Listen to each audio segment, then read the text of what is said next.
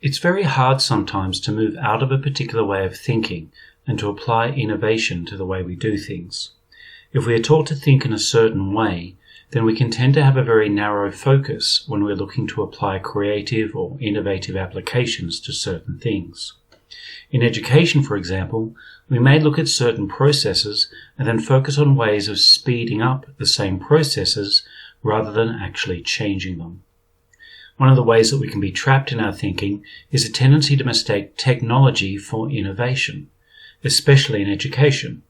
So the idea is that technology will help us to do exactly the same thing as we have done before, but to do it faster, and therefore it is useful and innovative. The problem with that thinking, of course, is that any vaguely technological solution that someone comes up with will be seen as being innovative, and therefore it will be embraced. The science fiction writer Arthur C. Clarke once said, "Any teacher who can be replaced by a computer should be." Adding fast technology to an already failing system will just make the system fail faster. In order to create a better output, we must redesign the system that is creating it. In order to do that, we need to be able to recognize where we are failing and what goals we are actually aiming at. If we're designing a school system that focuses more on skills acquisition rather than knowledge, then the assessment system that we use needs to change. Some knowledge can be applied to a variety of situations, but the more specific it is, then the more difficult it is to manufacture situations where you will need it. For example, knowledge is generally tested by being memorized and then fed back as it applies to different imagined situations. For example, if John has 6 bottles and buys 8 more bottles, what does he have besides a serious drinking problem? Those situations then need to be precisely crafted in order to pull out the specific knowledge that you want to test. The situations need to be more and more contrived and less like real life, because real life doesn't always test what we want it to. I've mentioned the bread analogy before, but I think it's important. Imagine a baker who is tested on whether they can make a loaf of bread. If at the end of the test the baker makes the best bread in the world, but it's not in the shape of a loaf, then they will fail because they didn't make it into a loaf. Similarly, if a learner knows all the knowledge but they don't perform very well in a test environment, then they also fail. If they know all the facts about a subject but they are terrible at writing an essay about it, then they also fail. If we are trying to test knowledge that is divorced from its context, then we fail at providing an adequate education. If we're teaching real-life skills, then get the students to use that knowledge in a real-life situation.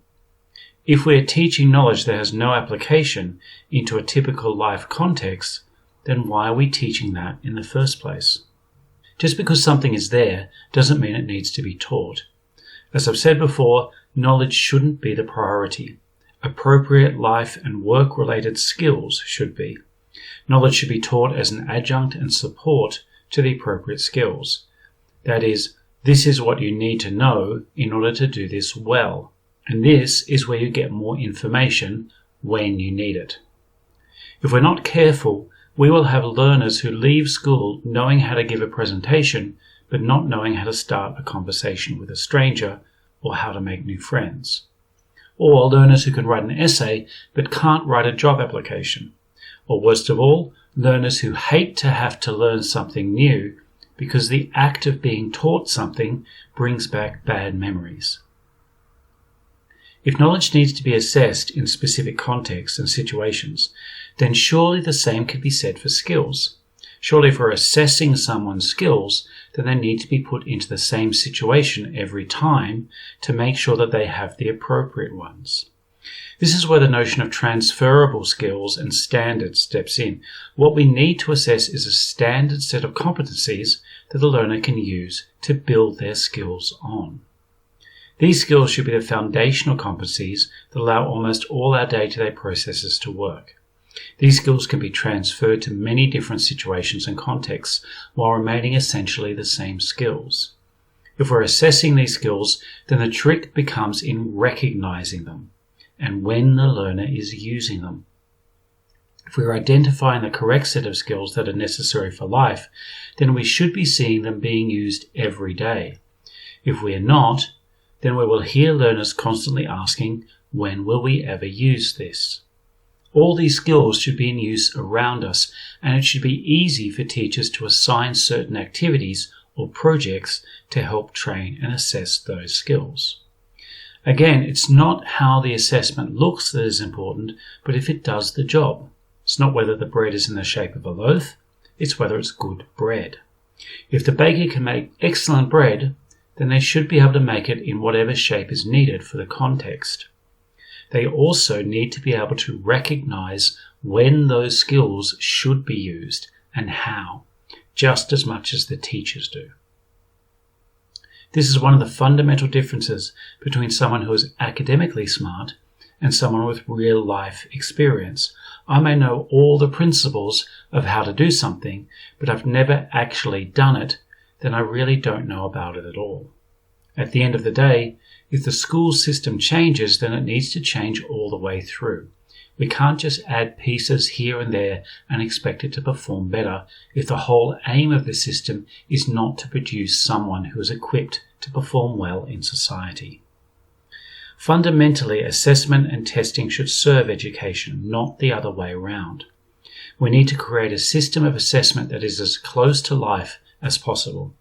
That way, learners shouldn't just recognize the value in the skills that they are learning, but can also recognize when they are being assessed on those skills in the actual real-life situations outside of the school. If you're learning something like self-defense or martial arts, then it's easy to know when to use those skills if you find yourself in a fight.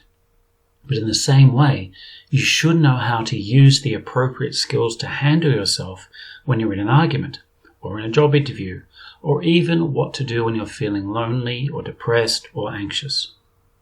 Recognizing these times and contexts and what the appropriate response is should also be an aim of education. Parents were never taught this either, so they generally don't teach it to their children, and so the cycle continues. Because these things are not seen as necessary in academia, then they're not taught as part of a curriculum. Helping people to understand that the skills they develop can be used in many different circumstances, just like bread can make a loaf, but also so much more, can be a key to helping them feel less powerless and more eager to learn. That's something I wish they taught me at school.